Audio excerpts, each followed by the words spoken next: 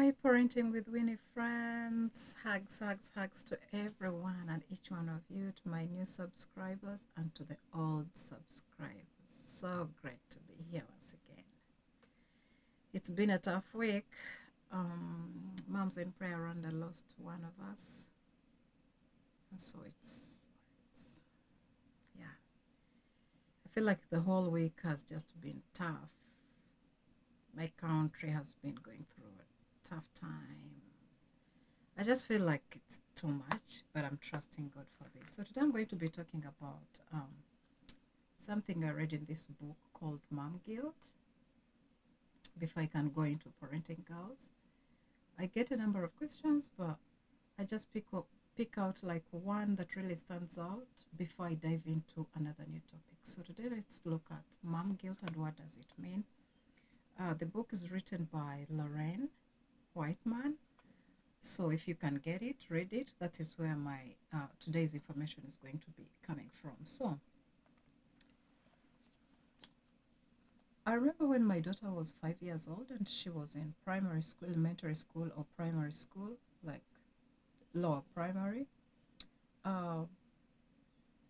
She came home and she told me she would be acting. I knew that they had been practicing something, and so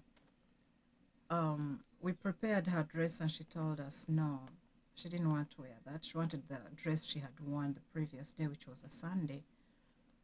And so we had to wash it like really late and prepare for the day after. We did, but the dress never dried up so well because it had gathers. She insisted she wanted the dress, and she had a meltdown that morning, and I was tired. I told her, take it. So we packed it for her. She took it to school.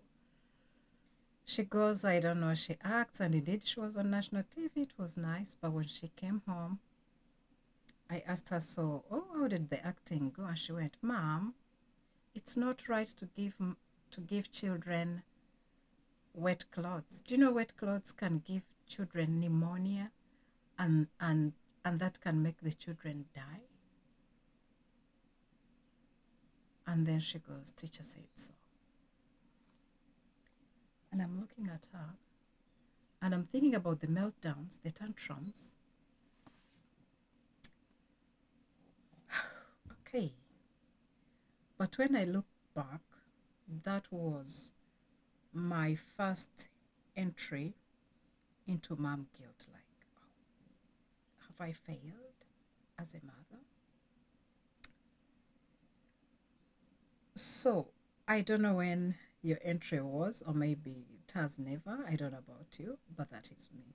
That is the time I felt like the mom guilt, like, I thought it's because you couldn't hear me, but this is a person who has the shoes on the wrong way, on the wrong foot, but telling you the word pneumonia because teacher said it.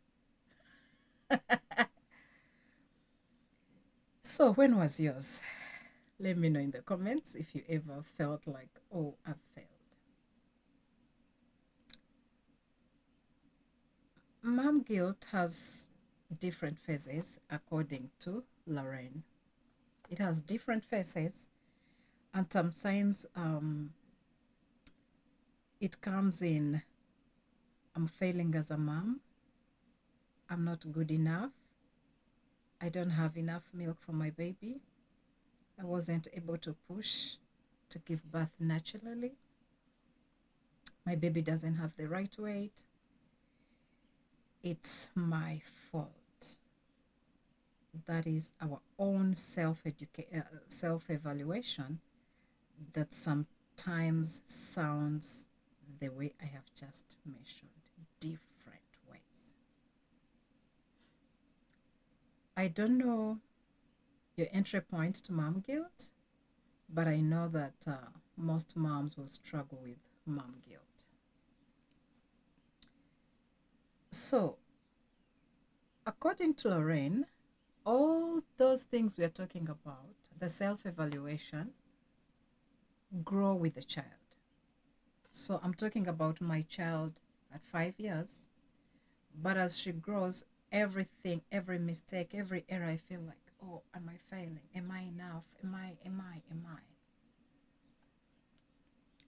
So what is mom guilt? Lauren describes mom guilt as the shoulds of parenting, and the should is in.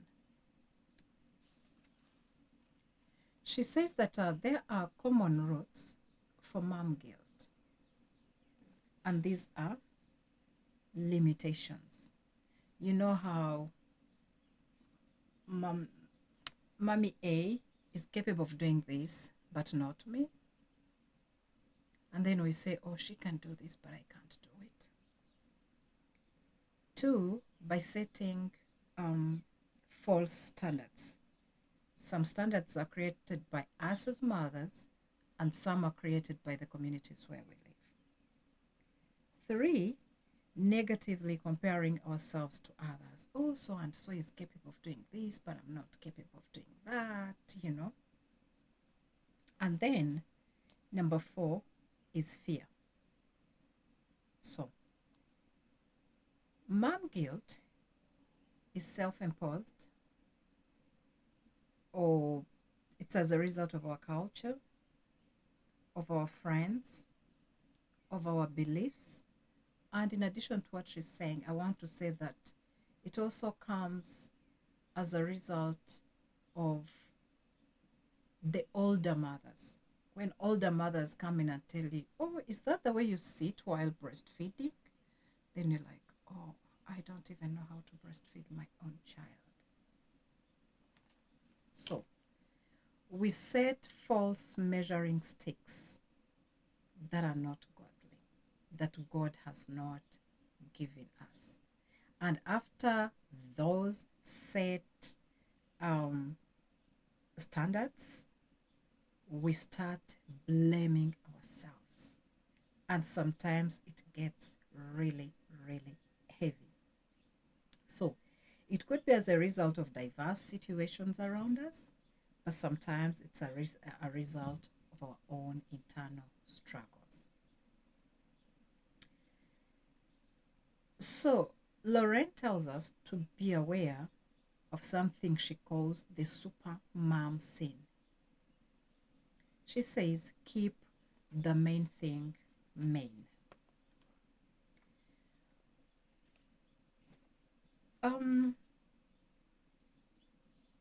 We grow up and no one prepares us to become mothers. But somehow, comments, the things we do, the things we have seen, make us feel like we have to be super, super moms. And we make decisions, not because we hate our children, but whatever we do it out of love. And then sometimes we get broken. So, she writes and asks, does God call me to be the mom that I have imagined, or to something else? He calls mothers to faithfulness, not to an ideal version of a mom that we keep talking about. She quotes one of the scriptures that I love. In Psalms 147, verse 10 to 11, she says, his pleasure is not in the strength of the horse, nor his delight in the legs of the warrior. The Lord delights in those who fear him, who put their hope in his unfailing love. So, God doesn't look at the strength, doesn't look at the strongest, the most successful, or most capable. No, that is not what pleases God. His delight is when we fear him instead of fearing the neighbor, the friend, the one who is successful. And now we have social media where you feel like every mother is doing it well apart from you winning. When I was reading this book, I felt like, oh yes, every mother needs to know this. And every father needs to know that this is so real. Like mothers who go through the mom guilt and sometimes end up in very bad situations. They get really depressed. So today I want to say that there are places they have done that you've done so well. Please practice identifying where you were faithful and don't let anything crop in to say that you're not enough.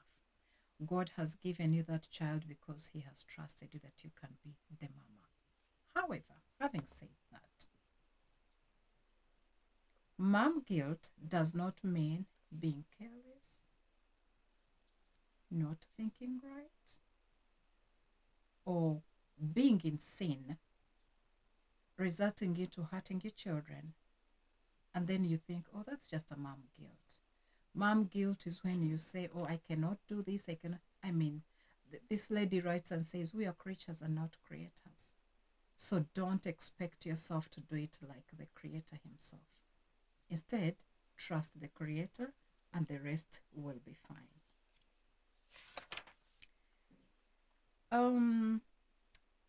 Lauren says we should have a kingdom mindset. And she says, a kingdom mindset seeks to bless your sister. Instead of comparing and saying, oh, she's doing this, I'm not capable of doing this. No, don't do that. Instead, bless your sister. When we keep the main thing, it helps us to be lighthearted about the times we fail to meet our goals. For example, if I am a working mama and I cannot be there at my son's football match, I shouldn't beat up myself because I have to work for him to have the tuition, for him to have the shoe to go play. Otherwise, what would happen? You know? And then Lorraine says, set achievable goals that are attainable. What are your priorities? What are your hopes? What are your dreams? What are your goals? What are your skills? And what are your abilities that God has given to you? Then ask yourself, how can we use those to be a blessing to one another and to our children, but also to our community? Through that, we stop competing. The challenge we have today is peer pressure, social media. It's too much. So we've failed to parent our own way. We are parenting just like everyone else. And sometimes because it's not coming out of us, it's really hard. I think I watched something. Oh, it's a book. It's a book called The Feminine Mystic, like mysterious. And the author talks about something she called the problem without a name. And that was in the 1950s, talking about the mom guilt. When women were starting to work, everyone expected them to be super. Oh, you can be super at work, be super at home, be super at this, be super at this.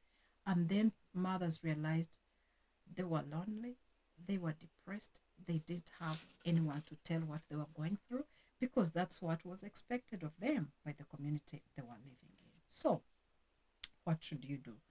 I think I've already mentioned some of them and I need to keep the video short. So, you need to accept your limitations.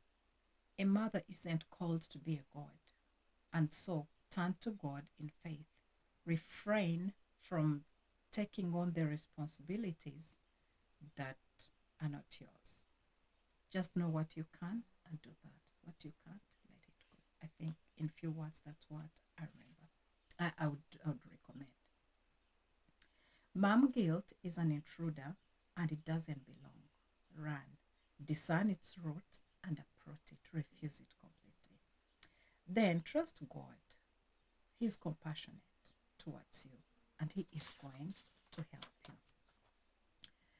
As I conclude, if you're a father that is listening to this or watching this, I want to say that remind your wife, remind your mother that perfection isn't the goal. Being a super mom isn't the goal, but faithfulness to God is the goal. And for the times we blow it, we will find Him eager to show us His grace and mercy. And if you're a mother and you're watching this, that is my message to you. The goal is not competing. The goal is not being a perfect mom. The goal is being faithful to God. Do what you can, the best way you can, and then, like I've always said, pray. When you parent, pray. When you pray, parent. Those two should never go out of your hand.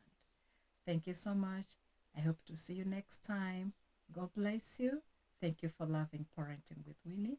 I hope you find this video helpful. Bye for now. God bless you.